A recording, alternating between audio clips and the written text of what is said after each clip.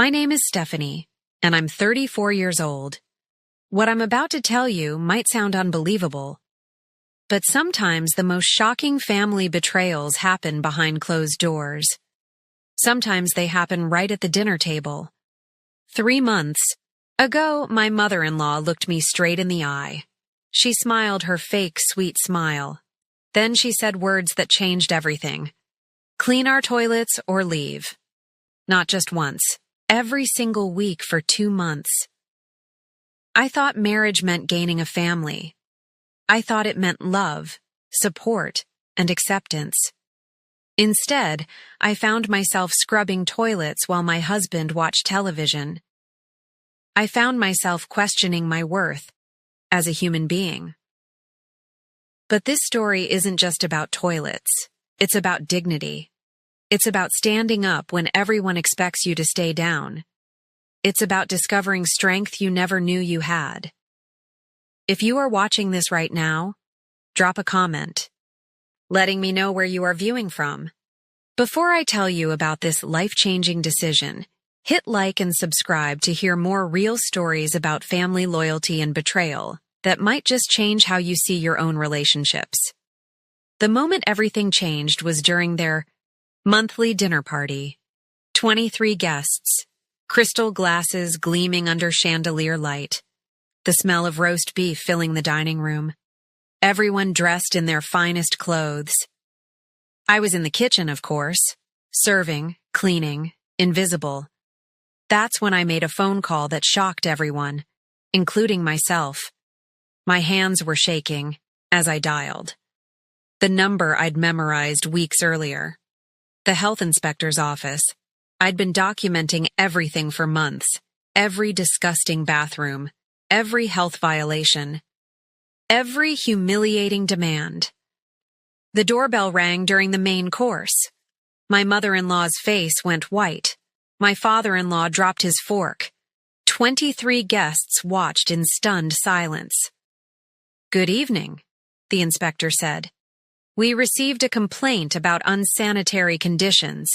My husband stared at me across the room, his eyes wide with disbelief.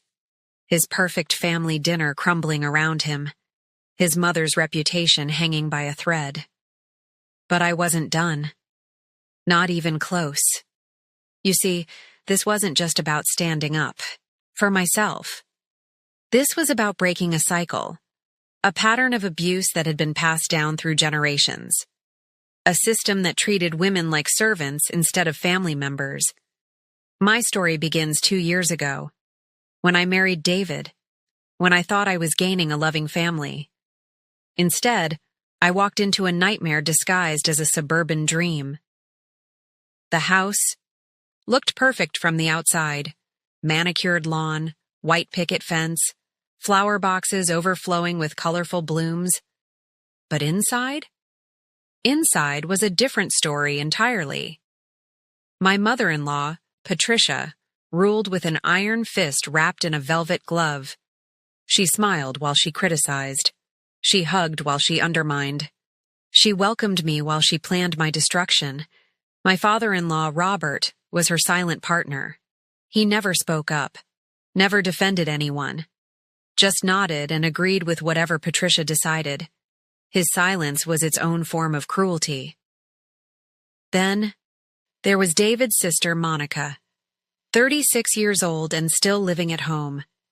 She'd never been asked to clean a toilet, never been asked to serve at dinner parties, never been treated like hired help. The double standard was glaring, but nobody talked about it. Nobody acknowledged it. They just expected me to accept it. And for almost 2 years, I did. I scrubbed their bathrooms every Tuesday. I served their guests every month. I smiled while they criticized my cooking, my cleaning, my clothes, my hair. Everything about me was wrong. Everything needed improvement. My self-esteem crumbled slowly, like a sandcastle facing the tide. Each criticism washed away another piece of who I used to be. Each demand made me smaller. But that night, during the dinner party, something snapped. Maybe it was seeing their smug faces. Maybe it was watching Monica sit like a princess while I worked like a servant. Maybe it was realizing my husband would never defend me. Or maybe it was the moment Patricia grabbed my arm in the kitchen, her fingers digging into my skin, her voice low and threatening.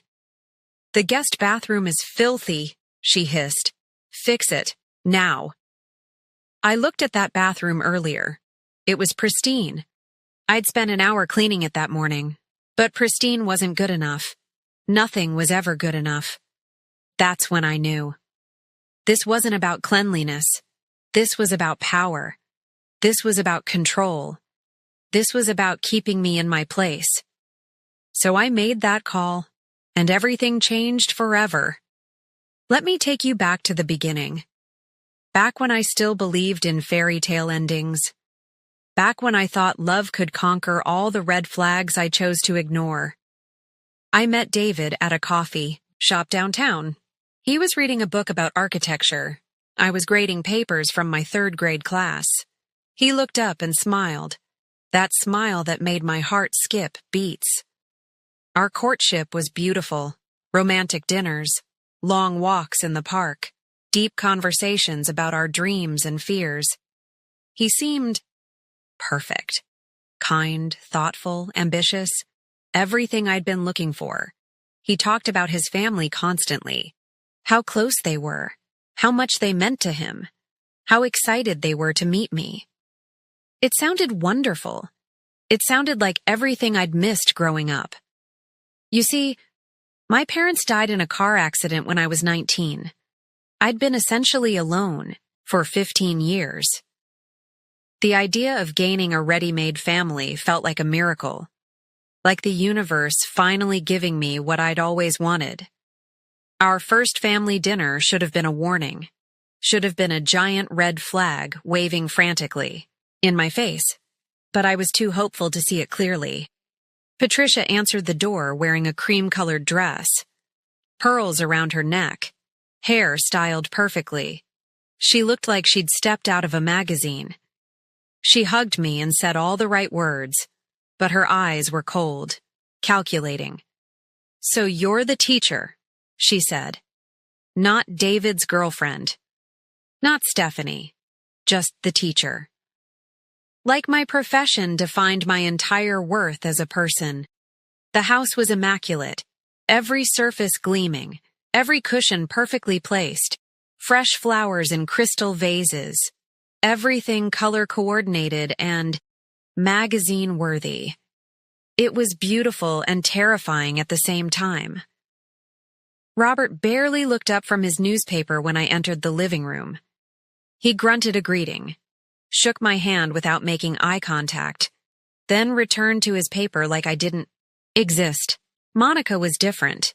She bounced down the stairs like a teenager, all smiles and energy. She seemed genuinely excited to meet me.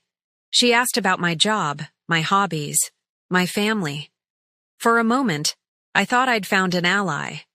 But during dinner, the dynamic became clear. Monica sat while Patricia served. Monica complained about the temperature of her food. Patricia apologized and heated it up. Monica criticized the seasoning. Patricia adjusted it immediately. I offered to help clear the table. Patricia waved me away. "You're a guest," she said sweetly. "Guests don't work." David beamed with pride. "Isn't she wonderful?" he said. "Mom takes care of everything. She's the heart of this family." I should have seen it then, the way Patricia preened at the praise, the way she expected gratitude for basic hospitality, the way she controlled every aspect of the evening. But I was blinded by hope, by loneliness, by the desperate need to belong somewhere. The wedding planning revealed more red flags. Patricia had opinions about everything. My dress was too simple, my flowers were too colorful, my guest list was too small. Nothing met her standards. "David deserves perfection," she told me one afternoon. We were looking at venues. She'd rejected my first 3 choices.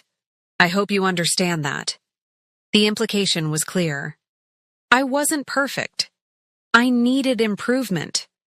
I needed her guidance to be worthy of her precious son.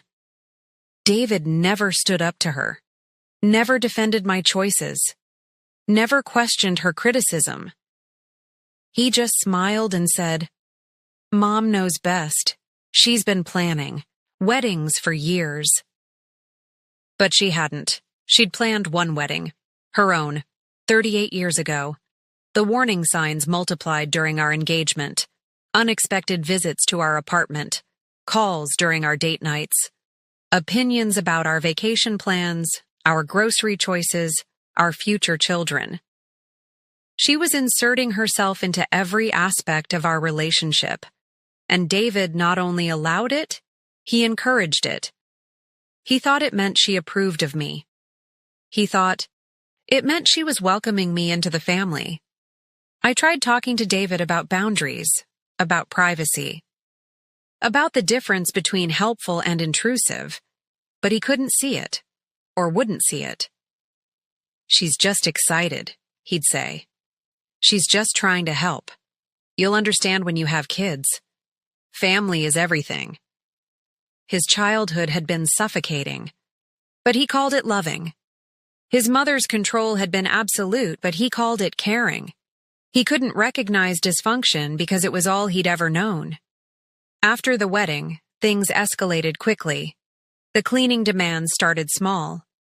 "Could you just wipe down the guest bathroom?" Became, "The bathrooms need deep cleaning every week." The dinner party serving started as, "Would you mind helping in the kitchen?" And became, "You're responsible for all the cooking and serving." Each request came with manipulation, guilt trips about family loyalty, comparisons to other daughters-in-law who understood their place, threats disguised as loving concern. The breaking point started building 6 months ago. That's when I discovered Patricia's secret.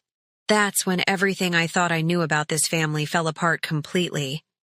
I was cleaning the upstairs hallway when I overheard a phone conversation. Patricia was in her bedroom talking to someone. Her voice carried through the thin walls. "She's finally broken," Patricia was saying. "Took longer than Monica's first boyfriend, but we got there.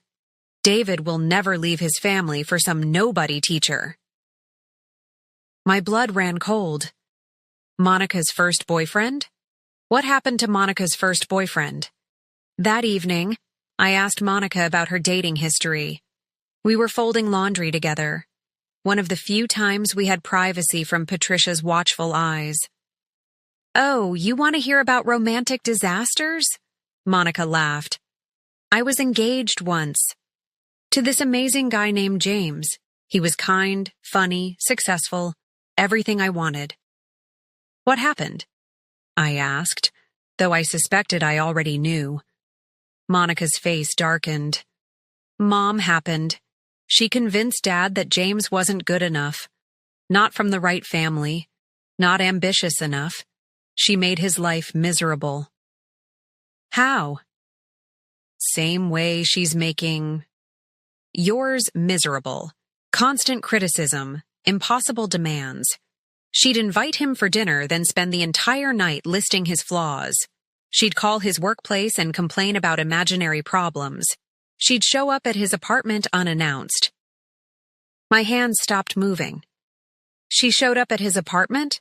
Multiple times. She'd bring groceries and reorganize his kitchen. She'd critique his cleaning. She'd go through his mail and comment on his financial choices. She drove him insane." This sounded horribly familiar.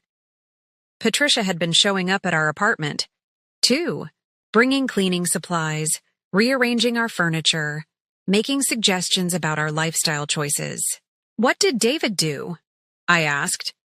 Monica's laugh was bitter. "What David always does. Nothing. He told James that Mom was just trying to help, that James should be grateful for the attention. That family comes first." "And James left?" "Eventually. But not before Mom destroyed his self-confidence. Not before she convinced him that he wasn't worthy of our family.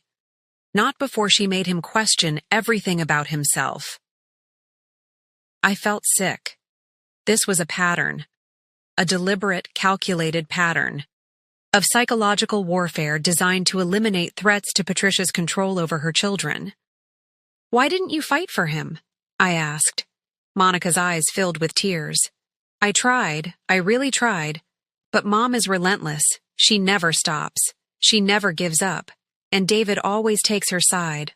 Always." "What about your father?" "Dad checks out completely when Mom gets like this. He disappears into his workshop or his study. He pretends not to see what's happening. His silence enables everything." That night, I couldn't sleep. I lay in bed next to my husband, realizing I was living through someone else's nightmare, someone else's broken engagement, someone else's destroyed relationship. But I wasn't James. I wasn't going to disappear quietly into the night. The next morning, I started documenting everything. Every inappropriate comment, every unreasonable demand, every health violation in their pristine house. Because here's the thing nobody talks about. Underneath all that gleaming perfection was rot. Literal rot. The guest bathroom had black mold growing behind the toilet. The kitchen sink had a slow leak that was creating water damage. The basement had a sewage backup that Robert had been ignoring for months. Patricia was so focused on surface appearances that she ignored serious health hazards. She demanded I clean around problems instead of fixing them. She prioritized looking perfect over being safe. I started taking photos, documenting dates and times, recording conversations when possible, building a case not just for my own sanity, but for the health inspector I was planning to call. But first, I needed to understand my husband's role in all this. I needed to know if he was a willing participant or an unwitting victim. So I set up a test. A small one. I told David that his mother's bathroom cleaning demands were excessive. That asking me to scrub toilets every week while Monica never cleaned anything was unfair. That I felt like hired help instead of family. His response told me everything I needed to know. "Mom's not asking too much," he said. "She's just maintaining standards. Monica has allergies. She can't be around cleaning chemicals." Monica didn't have allergies. Monica had privilege. "What about me?" I asked. "What if I have allergies too?" David looked genuinely confused. "You don't have allergies." "But what if I did? Would that excuse me from toilet duty?" He thought for a long moment. "Well, no. Someone has to clean them." And there it was. Someone had to clean them, and that someone would always be me. Not Monica, not David, not Robert. Just me. Forever. Have you ever experienced that moment when you realize you're not fighting one person? You're fighting an entire system? When you understand that the problem isn't individual behavior but generational dysfunction? The dinner party was Patricia's crowning achievement. 23 guests from the country club. Her chance to show off her perfect family and her obedient daughter-in-law. Her moment to shine as the ultimate hostess. She spent weeks planning every detail. The menu, the flowers, the seating arrangement. Everything had to be flawless. Everything had to reflect her superior taste and organizational skills. Of course, I was responsible for making it all happen. Cooking, serving, cleaning. Monica had suddenly developed a mysterious back injury that prevented her from helping. David had an important work project that required his full attention. It was just me, as always. The day of the party, Patricia woke me up at 6 a.m. She stood in our bedroom doorway holding a clipboard. An actual clipboard with a typed schedule. "The first guests arrive at 7, she announced. We have 13 hours to prepare. I hope you're ready to work. David rolled over and pulled a pillow over his head. I'll help later, Mom. After my conference call. That conference call lasted until 5:30, conveniently ending just as the first guests arrived. I spent the day cooking, cleaning, arranging flowers, setting tables. Patricia followed me around critiquing everything. The roast was too dry. The vegetables were too colorful. The silverware wasn't aligned properly. At 4 o'clock, she handed me a black dress and white apron. Wear this tonight. You need to look professional when you're serving. I stared at the uniform, because that's what it was. A servant's uniform, complete with a name tag that said kitchen staff. I'm not wearing this, I said quietly. Patricia's smile never wavered. Of course you are. The guests expect professional service. We can't have you looking like family when you're working. I am family. Family members who want to remain family members follow house rules, she said. Her voice sweet as poisoned honey. Unless you'd prefer to find somewhere else to live? That was the final straw. The moment I realized that Patricia wasn't just controlling me, she was erasing me, making me invisible, turning me into hired help in my own marriage. I went upstairs and put on my best dress, the red one David bought me for my birthday, the one that made me feel beautiful and confident. Then I called the health inspector. I'd like to report multiple health violations, I said, my voice steady for the first time in months. The address is... I gave him detailed information about every problem I'd documented. The mold, the leak, the sewage backup, the rodent, droppings in the basement, the expired food in the refrigerator. We'll send someone out immediately, the inspector said. This sounds serious. The guests started arriving at 7. Lawyers, doctors, business owners, all dressed in expensive clothes and fake smiles, all ready to judge Patricia's domestic skills and social status. I served appetizers while Patricia held court in the living room. She talked about her gardening, her charity work, her perfect family. She mentioned David's promotion and Monica's art classes.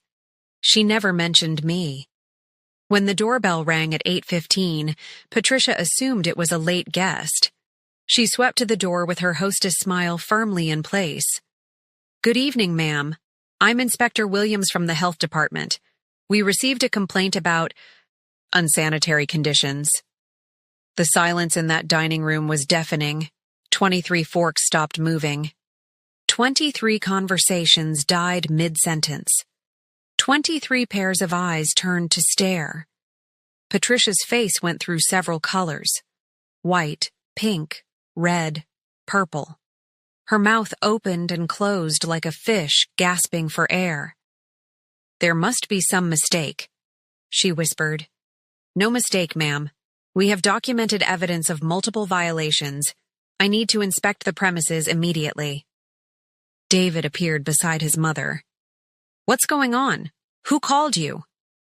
Inspector Williams pulled out his clipboard.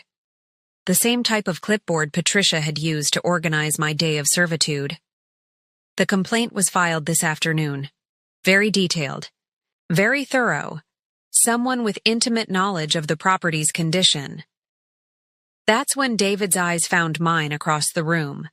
That's when understanding dawned on his face. That's when he realized his perfect family dinner was about to become a public humiliation. Stephanie. His voice was barely a whisper. You did this?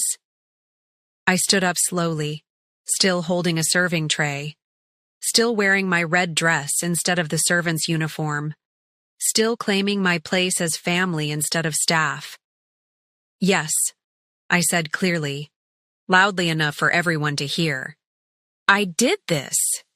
The gasps were audible. The shock was palpable, but I wasn't done. I called because this house has serious health violations that endanger everyone who enters it. I called because I refused to be blamed for problems I didn't create. I called because someone needed to tell the truth. Patricia found her voice. How dare you embarrass this family? How dare you ruin our evening? I didn't ruin anything, I replied. I exposed what was already ruined. The inspection took 3 hours. 3 hours of documented violations. 3 hours of horrified guests leaving early. 3 hours of Patricia's perfect reputation crumbling in real time. Inspector Williams found everything I'd reported and more. The black mold was extensive. The water damage was structural. The sewage backup had contaminated the basement air quality. The house was declared temporarily uninhabitable until major repairs were completed.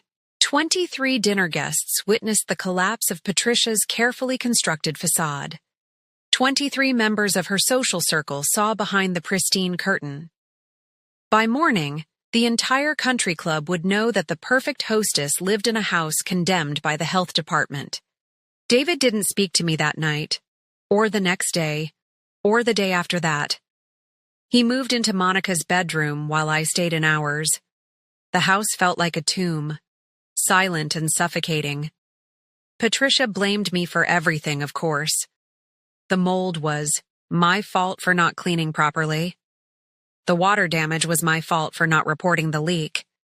The sewage backup was my fault for using too much toilet paper. Robert finally broke his silence on day 3. He found me in the kitchen making coffee. His first real conversation with me in 2 years of marriage. You've destroyed this family, he said quietly. I hope you're happy. This family was already destroyed, I replied. I just stopped pretending it wasn't. He shook his head and walked away. Back to his workshop. Back to his silence. Back to enabling his wife's cruelty through willful blindness. The repair estimates came in at $47,000. Insurance wouldn't cover it because the problems were due to neglect, not accident. Patricia's perfect house needed major renovation to be safely habitable. That's when David finally spoke to me, 2 weeks after the dinner party. 2 weeks of cold silence and hostile stares. We need to talk, he said. We sat in our bedroom, the same room where Patricia had woken me up with her clipboard, the same room where I'd put on my red dress instead of her servant's uniform. I can't believe you did this, he began. I can't believe you humiliated my family like this.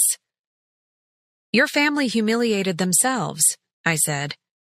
I just refuse to be complicit anymore. Mom's not perfect, but she loves us. She was trying to teach you standards. She was trying to help. You fit in. I stared at my husband. This man I'd married. This man I'd thought I knew. This man who couldn't see the truth even when it was documented by a government inspector. David, your mother made me scrub toilets while your sister sat on the couch. She made me serve dinner parties while you watched television. She gave me a servant's uniform and a name tag that said kitchen staff. She was teaching you responsibility. She was teaching me to disappear, to become invisible, to accept abuse as love. It's not abuse. It's family. It's expectations. That conversation lasted 4 hours. 4 hours of me explaining psychological manipulation while he defended generational dysfunction. 4 hours of me describing emotional abuse while he called it character building. We couldn't bridge that gap.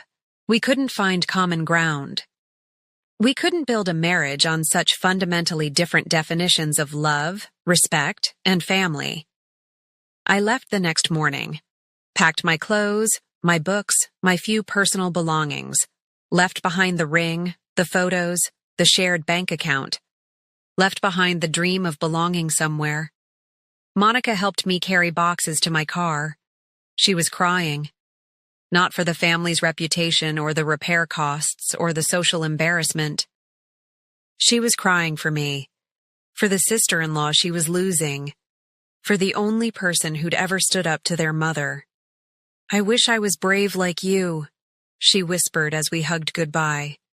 You can be, I told her. Whenever you're ready, you can be. 1 year later, I'm writing this story from my own apartment, my own space that no one else controls or invades or criticizes. My classroom photos hang on the walls. My books fill the shelves. My dishes stay in whatever cupboard makes sense to me. I'm dating again. Carefully. With boundaries. With standards. With the knowledge that love doesn't require servitude. That partnership doesn't include hierarchy. That family means support, not submission. David and I divorced 8 months ago. He chose his family system over our marriage. He chose dysfunction over growth. He chose his mother's approval over his wife's dignity. I don't hate him for it. I understand it. When you're raised in toxicity, healthy relationships feel foreign. When you're trained to value control over connection, equality feels threatening. But understanding doesn't mean accepting. Compassion doesn't mean sacrificing yourself. Love doesn't mean losing yourself. The house repairs took 9 months and $53,000. Patricia never acknowledged that I was right about the health violations. She never admitted that her perfect facade was hiding dangerous problems, but she did stop hosting dinner parties. She did hire actual cleaning staff. She did stop pretending that neglect was the same as standards. Monica moved out 6 months, ago. Got her own apartment. Started dating someone new. Someone her mother hasn't met yet. Sometimes small acts of courage inspire others to find their own strength. So here's what I learned from calling that health inspector. Here's what I discovered about family, loyalty, and the difference between love and control. Real family doesn't demand servitude. Real family doesn't require you to disappear in order to belong. Real family celebrates who you are, not who they want you to become. If your in-laws are treating you like hired help, that's not love. If your spouse won't defend you from abuse, that's not partnership. If standing up for yourself is considered betrayal, you're not in a family. You're in a cult. The hardest part wasn't leaving David. The hardest part was accepting that some people choose dysfunction over growth. Some people prefer familiar misery to unknown happiness. Some people will always choose their original family system over building something healthier. I spent months in therapy after the divorce, working through the guilt, the self-doubt, the gaslighting that made me question my own perceptions. Learning to trust my instincts again. Learning that I deserved better treatment. My therapist helped me understand that I wasn't just fighting Patricia. I was fighting generations of toxic patterns, cycles of control disguised as love, systems that prioritized appearance over authenticity. But here's the beautiful thing about breaking cycles. Once you refuse to participate, the whole system has to shift. Monica moving out. Patricia hiring help. David starting to question his normal. Change is contagious. Courage is inspiring. Truth-telling creates ripple effects you never expected. 6 months ago, I got a call from Monica. She'd broken up with her new boyfriend. Not because Patricia interfered, but because Monica recognized red flags. Because she'd learned to value herself. Because she'd seen that leaving toxic situations was possible. You taught me that I could choose differently, she told me. You showed me that love doesn't require losing yourself. That phone call meant more than any apology I'll never get from Patricia or David. It meant that my courage had planted seeds, that my refusal to accept abuse had given someone else permission to demand better. Have you ever experienced a moment when standing up for yourself felt like betraying everyone you loved? Have you ever been told that your standards were too high, your expectations unreasonable? Have you ever been asked to accept unacceptable treatment in the name of family loyalty? If you're watching this video because something in your own life feels familiar, I want you to know this. You deserve respect. You deserve kindness.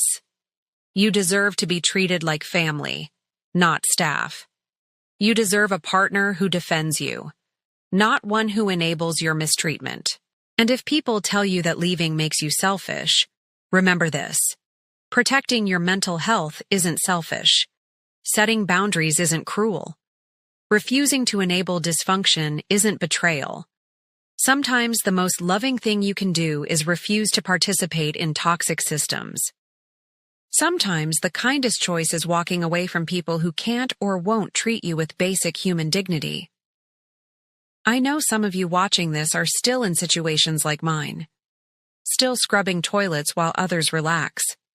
Still serving dinner while others are served. Still disappearing while others take up space. You have choices. You have options. You have worth that exists independent of other people's approval or disapproval. Document everything if you need evidence. Trust your instincts if something feels wrong. Seek support from friends, therapists, or support groups. Remember that you can't change other people, but you can change your own participation in unhealthy dynamics. If this story resonates with you, please share it. Please like this video and subscribe for more real stories about family dynamics, personal growth, and finding the courage to choose yourself. Leave a comment telling me about your own experiences with difficult in-laws or toxic family systems. What helped you find your voice? What gave you the strength to set boundaries? How did you learn to value yourself? And if you're someone who has successfully navigated these challenges, please share your wisdom. Tell others what you wish you'd known earlier. Be the support system someone else desperately needs. Remember, you are not responsible for managing other people's emotions. You are not required to set yourself on fire to keep others warm. You are allowed to prioritize your own well-being without guilt or shame. The health inspector who showed up at that dinner party didn't just expose mold and water damage. He exposed the rot underneath perfect facades. He validated my perceptions when everyone else was gaslighting me. He proved that sometimes outside intervention is necessary to create change. Sometimes you have to be your own health inspector. Sometimes you have to examine the foundation of your relationships and declare them uninhabitable until major repairs are made. Thank you for watching. Thank you for listening. Thank you for believing that everyone deserves to be treated with dignity and respect. Your story matters. Your experiences are valid. Your courage can change everything.